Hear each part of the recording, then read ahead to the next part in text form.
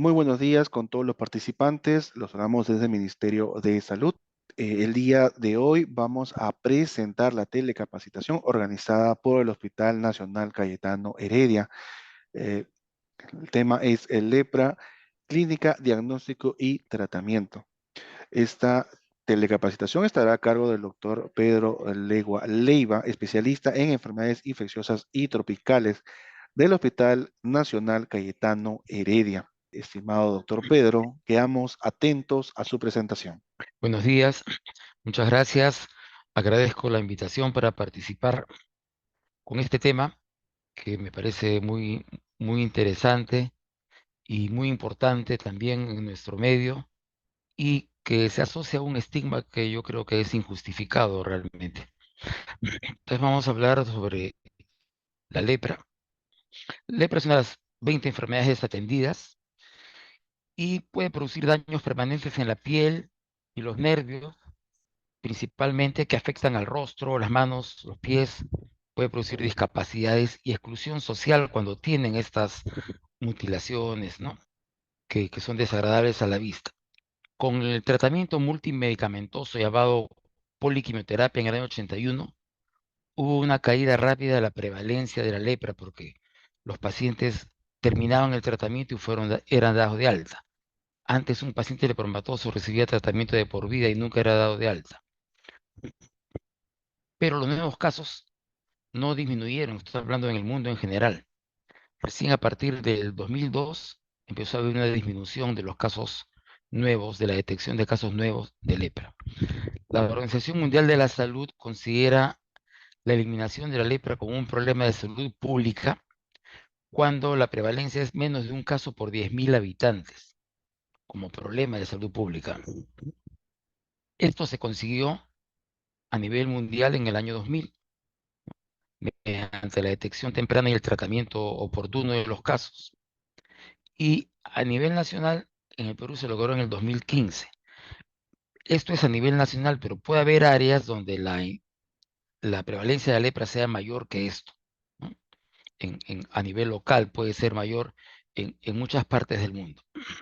Acá pueden ver cómo la prevalencia de la lepra disminuyó rápidamente con la poliquimioterapia para la lepra, pero la detección de casos nuevos hasta el 2000 y tanto se mantuvo más o menos hasta el mismo nivel y de ahí ha empezado a disminuir poco a poco. Acá muestra la detección de casos nuevos que tiene una tendencia a ir disminuyendo lentamente, recién acá a partir del año 2005. Este mapa muestra la distribución de los casos mundial de los casos nuevos de lepra. Los países que tienen más lepra son especialmente la India y Brasil, son los que más tienen, ¿no? Algunos países en África, en Indonesia, pero sobre todo la India es la que tiene la mayoría de los casos de lepra en el mundo. Acá por regiones, el sudeste asiático es la que tiene el mayor número de casos de lepra a nivel mundial, seguido de las Américas, África. Y en los países, como les digo, India, la que tiene más casos, sigue Brasil, Indonesia y luego los demás países. En el Perú tenemos pocos casos, generalmente se detectan como 30, 40 casos nuevos al año. Ahora se reconocen dos bacterias que causan lepra. Mycobacterium lepre, que se multiplica lentamente cada 12 a 14 días y que infecta los histiocitos en la piel y las células de Schwann en los nervios periféricos. Y en el 2008 se descubrió a Mycobacterium lepromatosis como causa de la lepra de Lucio o lepra bonita.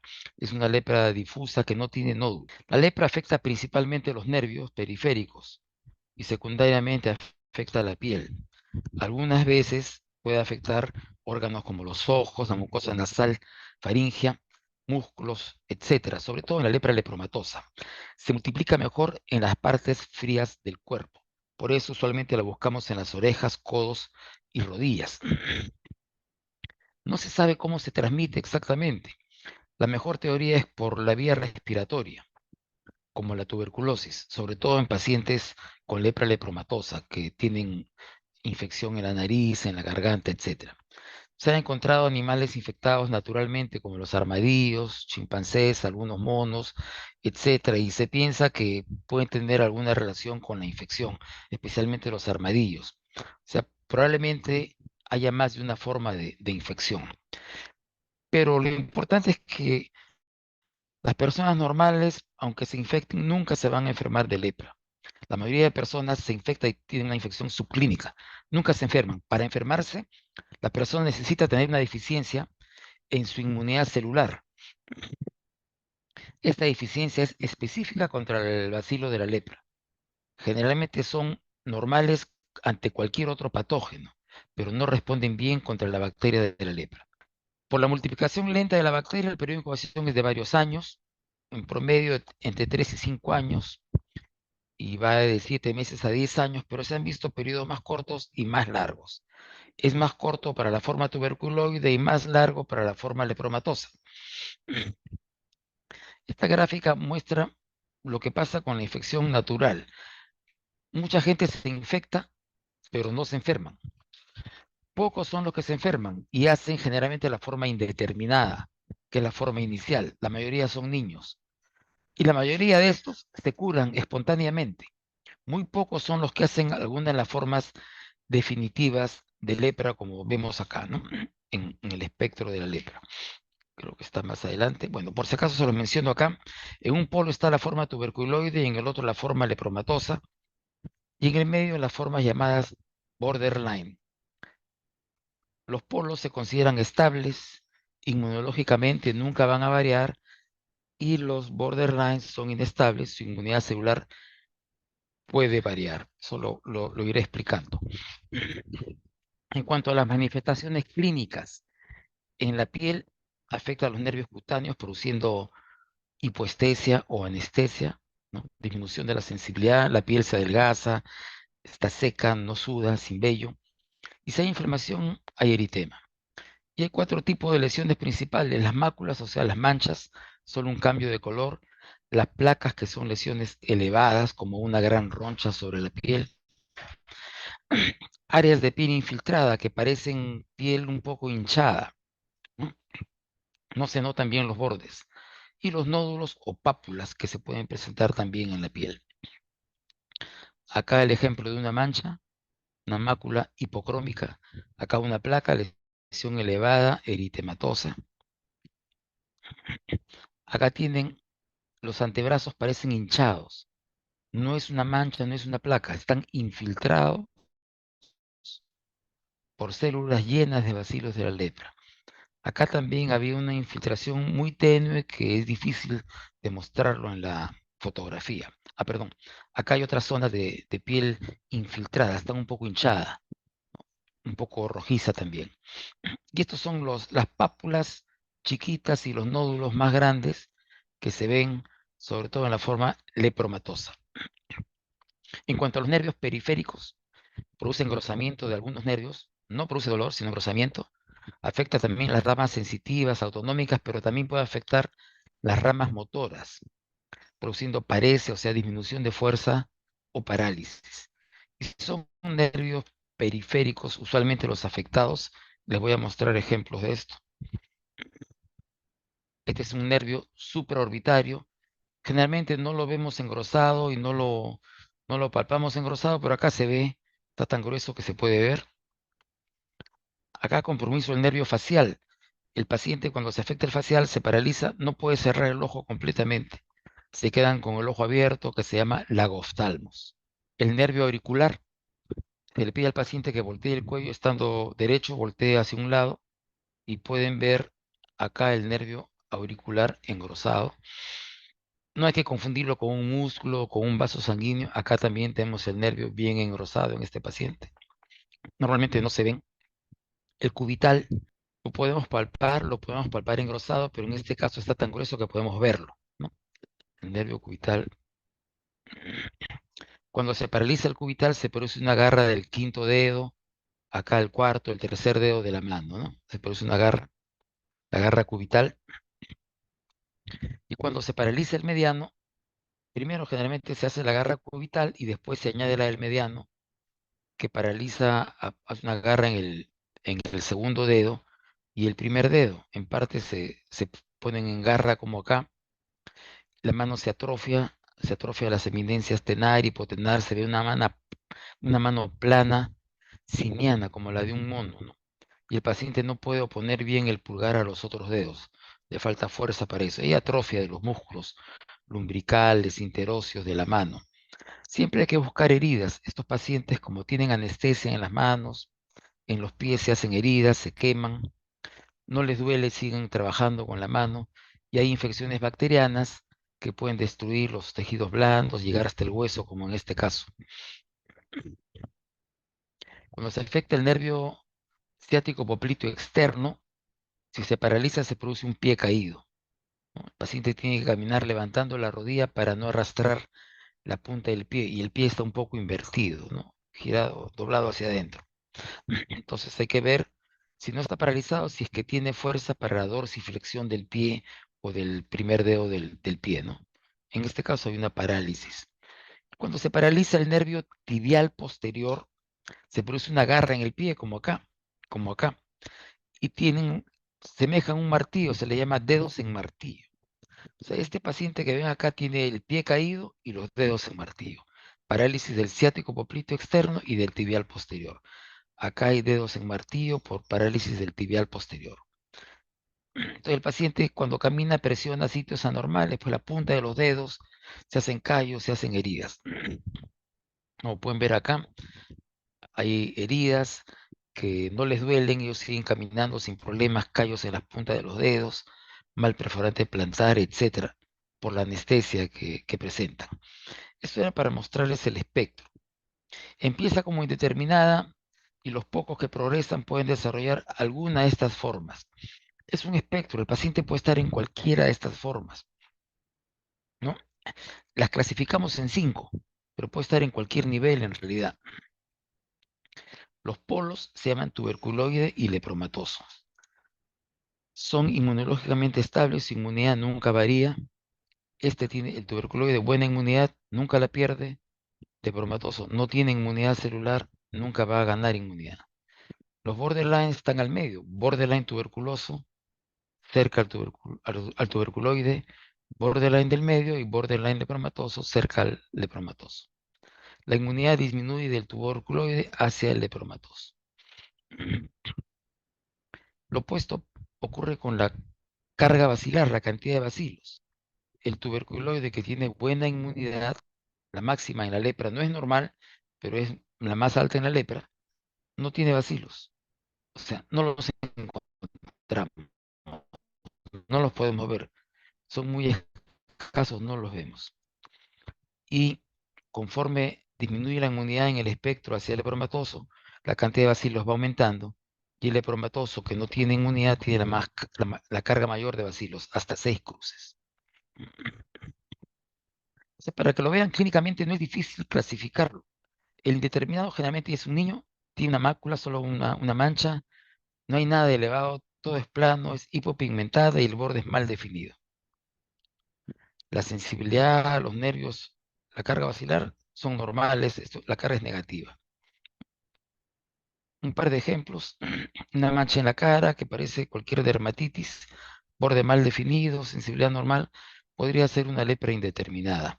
Acá en el muslo lo mismo, podría ser una lepra indeterminada, ¿no? Difícil que alguien acude a la consulta por esto, la mayoría se cura espontáneamente. En la forma tuberculoide, el paciente puede tener una mácula, una mancha o una placa, la lesión elevada. Generalmente tiene una sola, a veces un poco más, pero generalmente una sola. El borde está bien definido, puede tener una tendencia hacia la curación que empieza por el centro. Si es mácula, es hipopigmentada, si es placa, es eritematosa. Está seca, descamativa, sin vello y hay anestesia. No siente cuando le tocan por ahí. Puede haber uno o dos nervios engrosados en la misma región de la lesión y no encontramos bacilos. Como tiene buena inmunidad, elimina los bacilos, no los encontramos. Acá tienen un paciente que vi con esta mácula hipocrómica que tiene papulitas anestésica, la única en todo el cuerpo. Y esta es una paciente con esta placa eritematosa es la única en todo el cuerpo, anestésica también. Estos son casos de lepra tuberculoide, una sola lesión. La forma borderline tuberculoide se parece a la tuberculoide, entonces puede tener máculas o placas, pero ya tiene más, 5, 10, 20, etcétera. Más de una. Los bordes son bien definidos, igual que la tuberculoide, o a veces parcialmente mal definidos, y tiene dos lesiones que son muy características, ¿no? De ese tipo. Cuando los vemos decimos, este paciente tiene lepra tuberculoide. Lesión anular y lesión satélite. Les voy a mostrar los ejemplos. La sensibilidad marcadamente disminuida y puede tener varios nervios engrosados. Y ellos tienen unas reacciones que les voy a mencionar después que pueden ser severas y causar deformaciones. El índice vacilar generalmente es negativo, no encontramos vacilos. A veces puede haber una o dos cruces, pero generalmente es negativo. Esta es una mácula hipocrómica grande en el brazo con una mácula satélite cerquita de ella, ¿no? Esto es característico del borderline tuberculoide. Acá otra mácula con mácula satélite, varias máculas en el cuerpo, varias regiones afectadas con alteración de la sensibilidad. Y estas son las lesiones anulares, ¿no? Son pueden ser hipocrómicas en el centro y un borde rojizo, eritematoso. Acá vean el borde rojizo, hipocrómico en el centro. Acá también lo mismo. Esta es la lesión anular, parece un anillo, también característico de la forma borderline tuberculoide. O a veces tienen placas, como esta paciente. A veces las lesiones son placas también. En el caso del borderline del medio, BB, ya no vemos máculas. Todas son placas, lesiones elevadas, ¿no? Un poco eritematosas. El borde puede estar bien definido o una pendiente hacia afuera, pero la lesión característica son lesiones en sacabocados. Lesiones que parecen una rosca, les voy a explicar eso, ¿no? Parecen roscas. Y lesiones irregulares, un poco bizarras, que parecen costas geográficas, etcétera, a veces. La sensibilidad está moderadamente disminuida, especialmente en el centro de la lesión, en el centro en sacabocados. Hay varios nervios afectados y el índice vacilar siempre es positivo. Desde mm, de este tipo de pacientes siempre van a ser positivos. Dos, tres cruces. Esta es la lesión en sacabocados. No es anular, no es una lesión plana con borde rojo, es una placa, es elevada. Es como si fuera una placa grande así. Esta tiene un borde así festoneado y como si hubieran agarrado un sacabocados, un punch, y hubieran sacado parte de la placa y queda una piel aparentemente normal. O sea, parece una rosca. Igual acá, esto parece una rosca, acá también parece una rosca, otra rosca. Cuando prueban la sensibilidad, acá va a estar alterada o podría no notar alteración. Acá en el centro siempre va a estar alterada. O sea, acá van a notar la alteración en el centro, en la lesión en sacabocados, en el área que han sacado. Otro paciente con muchas lesiones en sacabocados, aparecen muchas roscas pequeñas. En la espalda tiene solo placas, pero acá tiene muchas lesiones en sacabocados, que es característico del medio. Esto es lo mismo, pero son lesiones ya un poco bizarras, esta es como si fuera una placa grande y todo esto irregular es el sacabocado. Ya no es como una rosca clásica, acá tampoco, pero es lo mismo. Viene a ser la misma cosa. ¿Ven? Es lo mismo. Placas con áreas en sacabocados. Eso es lo mismo. BB. El paciente con la borderline lepromatosa, cerca al polo lepromatoso, tampoco tiene manchas, solo tiene placas, pero ya son innumerables y usualmente pequeñas. Acá todavía como que se pueden contar, ¿no? También individualizadas, se pueden contar. Acá también vemos las placas, ¿no? En este paciente son innumerables generalmente. Podría haber alguna zona un poco infiltrada y la sensibilidad puede estar levemente disminuida si es muy temprano, ¿no? Si pasa mucho tiempo ya va a estar bien alterada, pero muy temprano podría estar casi normal. Varios nervios engrosados y el índice de vacilar bien positivo. 4 o 5 cruces. Vean, acá hay unas placas un poco grandes que ocupan casi toda la espalda.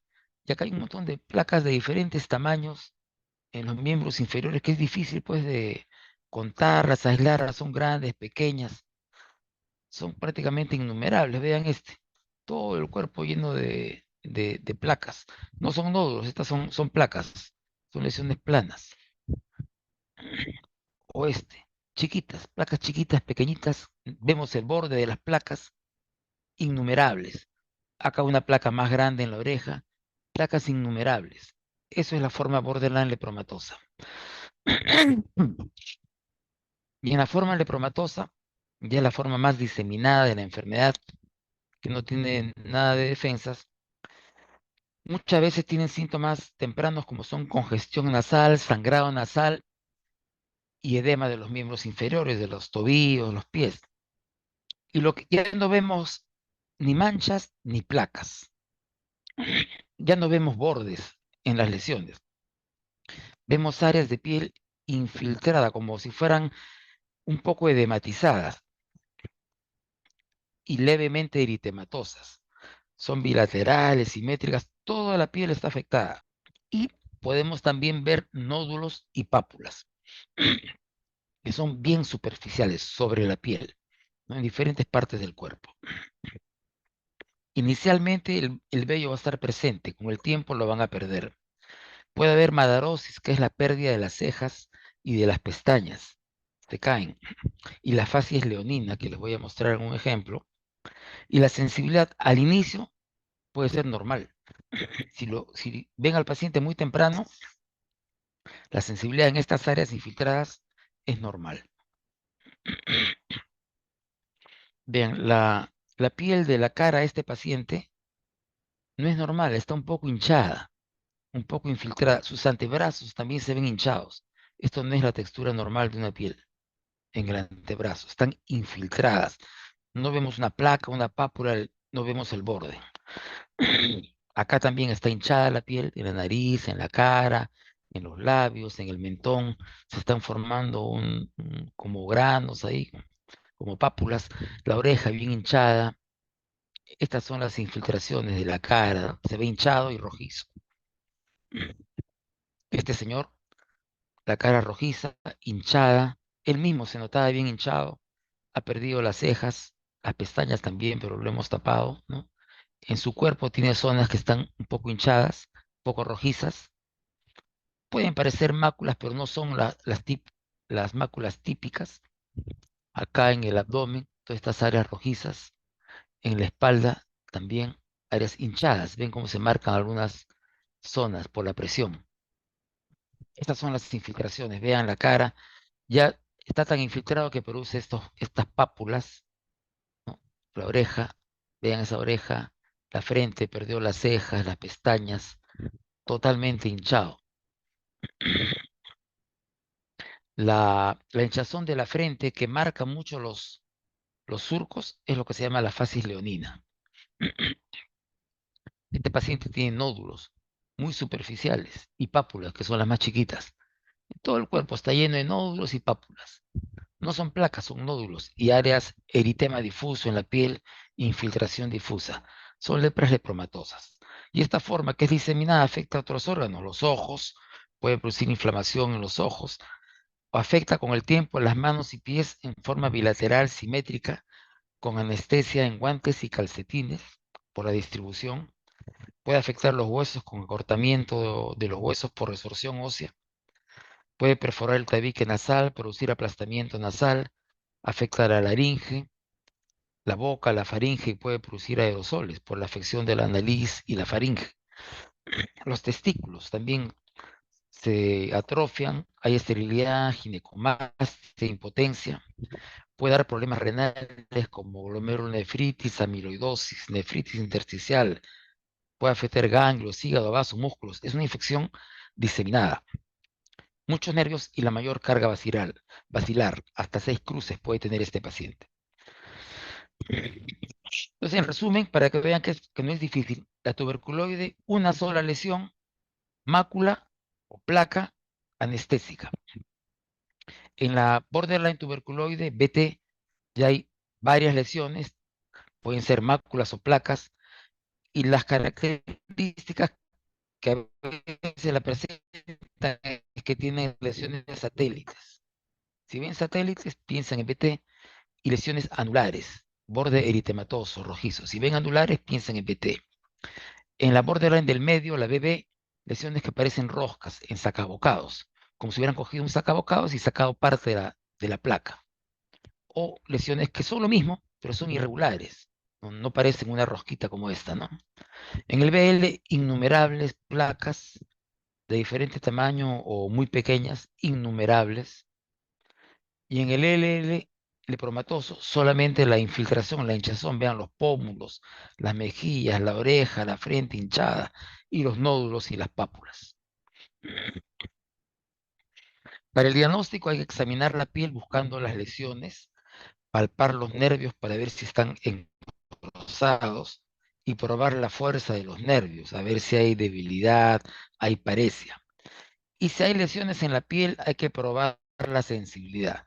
Si ven un paciente que viene de una zona endémica para nuestro país, la selva, o puede ser la selva de Venezuela, de Colombia, de Brasil, etcétera, con alguna lesión en la piel, siempre es bueno ver si siente bien en la piel.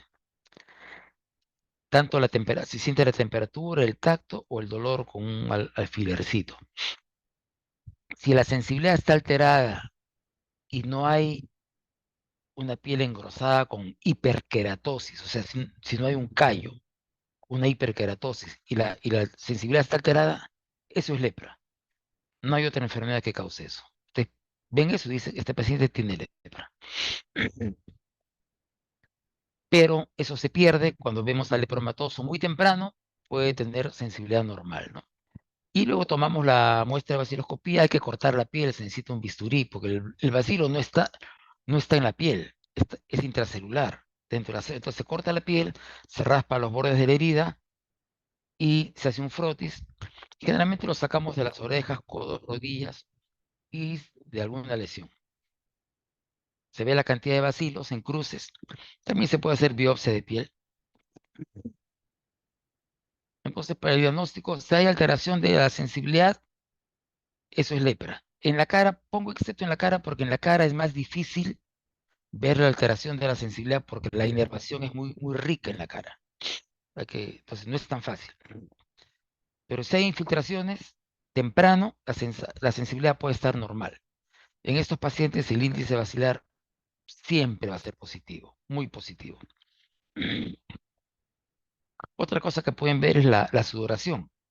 Cuando estaba en la selva, encontré a este paciente con esta lesión y le dije que corra un poquito bajo el sol. Entonces empezó a sudar, ven ustedes, las gotitas de sudor aflorando acá, pero no en la lesión. No suda porque los nervios que van a las glándulas sudoríparas no funcionan, entonces no suda. La lesión no suda. Así se saca la vaciloscopía, que corta. Presionar fuerte para que no sangre y se corta con un bisturí. Si es una lesión que tiene trastorno sensitivo, no causa ningún dolor. Si es un paciente lepromatoso que tiene toda la piel lesionada, tampoco causa dolor, ¿no? Y así se ven los bacilos rojos. Es una coloración como la de tuberculosis, pero modificada. Y se ven los bacilos, acá hay muchos bacilos rojos. Así es como se cuentan en cruces, desde una cruz hasta 6 cruces, ¿no?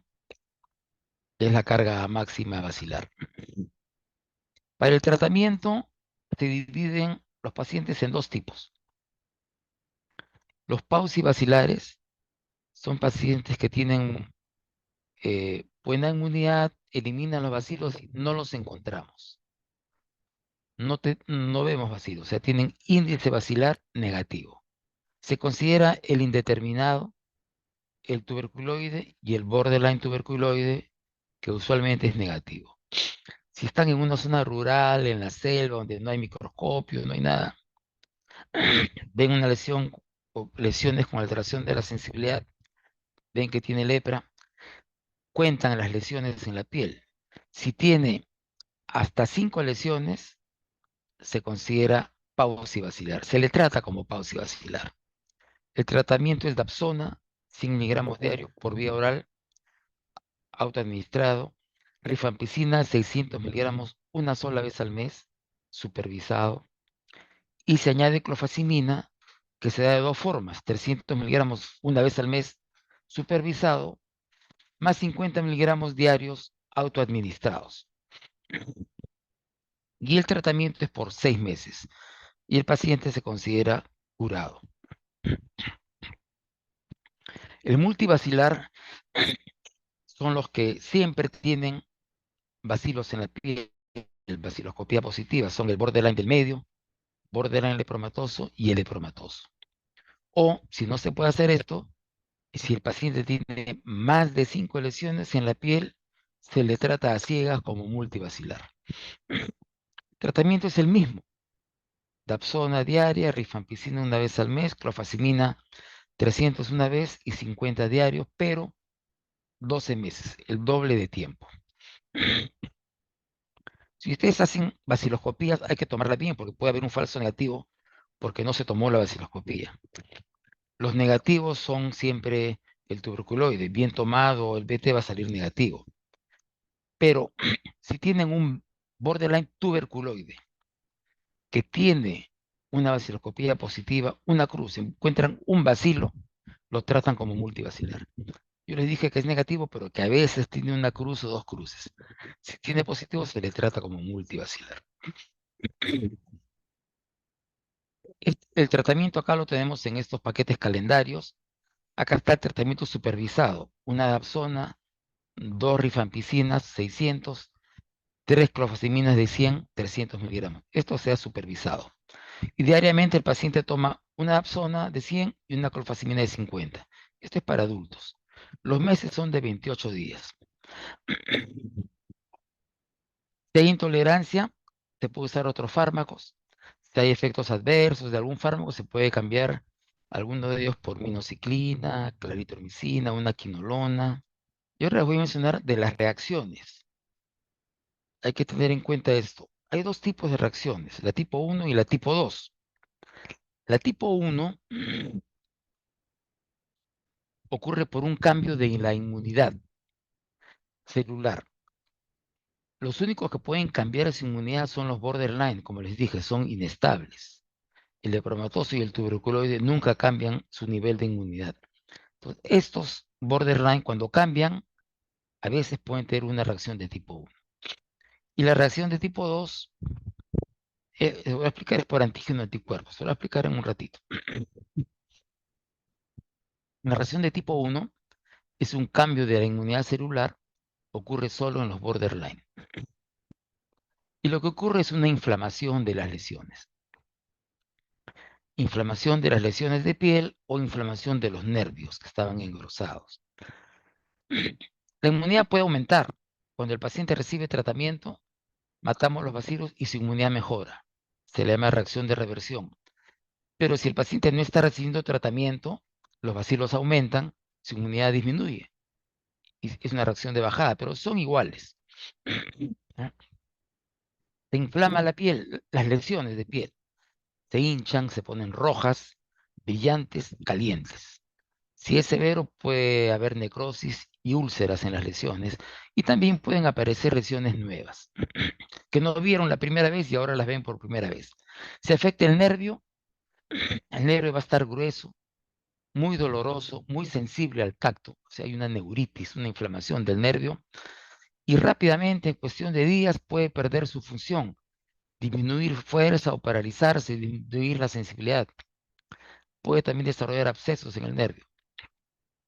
Y a veces puede haber hinchazón, edema de las manos, los pies, la cara, y a veces fiebre, pero esto no es frecuente. Acá está la paciente cuando vino al principio, y cuando vino con una reacción, vean, las lesiones están más hinchadas que antes, más rojas, más calientes si la tocan. Acá tenía estas lesiones y acá cuando se hincharon están más rojas. Eso es la reacción de tipo 1. Este paciente que vimos al principio, cuando reaccionó, más rojo, más hinchado, más caliente las lesiones. Eso es reacción de tipo 1 afectando la piel. Si afecta el nervio, les digo, duele mucho. El tratamiento, hay que avisarle al paciente que esto le puede pasar para que no interrumpa el tratamiento. Debe mantenerse el tratamiento y si hay neuritis o inflamación severa de la piel, sea prednisona a dosis 60-80, cuando mejora se disminuye a 40 y luego se va disminuyendo lentamente 10 miligramos cada 2, 4 semanas hasta finalmente suspenderlo, ¿no? Si la reacción es leve y no hay compromiso de nervios, se puede dar aspirina, aunque esto puede provocar sangrado gástrico, otros antiinflamatorios no esteroideos o dosis bajas de prednisona, pues 20 miligramos, eso puede ayudar. Hay otros medicamentos que se pueden emplear para disminuir el uso de prednisona que se debe dar por varios meses en estas reacciones, ¿no? La reacción de tipo 2, les quería mencionar el paciente lepromatoso, esta es la inmunidad celular, disminuye. BL, LL no tienen inmunidad celular, pero tienen anticuerpos, un montón de anticuerpos, que no ayudan porque no protegen al paciente. Pero esos anticuerpos, con la cantidad alta de bacilos que tienen y de antígenos, producen complejos antígeno-anticuerpos, que con complementos se depositan en los tejidos, ¿no? O sea, solo ocurre reacción tipo 2 en borderline lepromatoso y lepromatoso, por estos complejos antígeno-anticuerpos. Se depositan en los tejidos y producen el cuadro clínico. La manifestación más común de la reacción de tipo 2 es el eritema nudoso leproso, ENL. Les voy a mostrar fotos. Algunos pacientes además presentan fiebre, toxicidad, también puede haber neuritis, puede haber miositis, un montón de inflamaciones, artritis, dactilitis, rinitis, iridociclitis, linfadeninitis, los ganglios, epidimorquitis, proteinuria, edema de cara, manos, pies. Es un cuadro severo, puede ser severo. El eritema nudoso común que se ve en tuberculosis, brucelosis, estreptococos por medicamentos, generalmente aparece de esta forma en la cara anterior de las piernas, la zona pretibial. Generalmente aparece acá. Y no pueden coger el nódulo porque como casi no hay piel acá encima del hueso, parece una placa eritematosa. En la lepra, el eritema nodoso leproso aparece en cualquier parte del cuerpo. En la cara, estos no son lepromas, son nódulos inflamados, son dolorosos, ustedes los pueden coger, ¿no? Son subdérmicos o subcutáneos. Vean estos nodulitos de diferente tamaño, rojos, inflamados, dolorosos al principio, más grandes acá, contienen pus. Acá ven este amarillento, estos nódulos contienen pus. El eritema nodoso de otras enfermedades no contiene pus. ¿Ven? Son diferentes, a veces más subcutáneos, a veces más superficiales. Pueden drenar pus espontáneamente y dejar unas úlceras, ¿no? Aparecen en cualquier parte. Yo he visto lepra durante muchos años. Nunca había visto nódulos de lepra en la zona peritibial, hasta el año pasado que vi una paciente que vino de Venezuela. Nunca había visto en esa zona. Aparecen en todas partes, en las nalgas, donde quieran, pero no es poco frecuente en la zona peritibial. El tratamiento, igual hay que avisarles, debe mantenerse el tratamiento. Si el cuadro es severo, hay que usar talidomida, idealmente en hombres o mujeres posmenopáusicas, nunca en una mujer premenopáusica. La talidomida funciona muy bien para la neuritis de la reacción de tipo 2, no para la reacción de tipo 1. Para la de tipo 1 es prednisona. La neuritis de reacción de tipo 2 es más leve, ¿no? Más lenta en evolucionar y funciona bien la talidomida. También funcionan para la iridociclitis. Se da hasta 400 miligramos y se va disminuyendo lentamente. Si es severa en una mujer premenopáusica, se debe dar prednisona, una dosis alta inicialmente y tratar de bajarla y suspenderlo en 3, máximo 4 semanas, porque si se demora y le siguen dando, ya no lo pueden suspender. Cuando quieran suspenderlo, brota nuevamente el paciente. Si es leve, puede ser aspirina, otros antiinflamatorios, pentoxifilina, esta dosis también funciona para eritema nodoso leproso. Hay otros medicamentos, nosotros no tenemos clofazimina para usarlo así libremente. Puede usarse otros medicamentos también cuando se quiere retirar de la prednisona a alguno de los pacientes que han estado crónicamente en prednisona. Para la prevención se recomienda la BCG, la vacuna BCG en recién nacidos. En promedio da un 50% de eficacia en prevención de lepra. Incrementan los paucibacilares en los primeros meses, pero da protección a largo plazo. Y también se puede dar profilaxis a los contactos de la lepra, sobre todo las multivacilares, con una dosis única de rifampicina, que tiene un 54% de eficacia a los 2 años. Si el paciente tiene BCG y luego le dan rifampicina, la eficacia puede aumentar a un 80%. En el Perú no se usa esto por temor a resistencia en la tuberculosis, pero no sé si una dosis única podría causar ese problema. La lepra bonita o lepra de Lucio se sabe que es causada por Mycobacterium lepromatosis, sobre todo en México, América Central y el Sur, pero puede aparecer en otros lugares. Son en pacientes lepromatosos de larga data sin tratamiento. Con esta forma aparecen lesiones dolorosas, simétricas, rojizas de aspecto estrellado, sobre todo en las extremidades. Se vuelven purpúricas, luego aparecen ampollas y luego se ulceran. En la patología es una vasculitis necrosante y las células endoteliales de estos vasos están infectados por los bacilos de la lepra. El tratamiento es con corticoides. Así son las lesiones purpúricas que aparecen en los miembros y luego aparece una ampolla y se ulceran. Esto se forma una ampolla y se ulcera y queda estas úlceras grandes. Otro paciente con las lesiones y las úlceras, vean, úlceras grandes que ocurren en estos pacientes. El tratamiento es continuar con la terapia, perdón, iniciar la terapia, porque esto se ve en pacientes que no han recibido tratamiento y corticosteroides. También se puede combinar con acetropina, ciclofosfamida y se ha descrito la plasmaferesis. Yo solo he visto un caso de esta lepra de Lucio con esta reacción que se llama fenómeno de Lucio.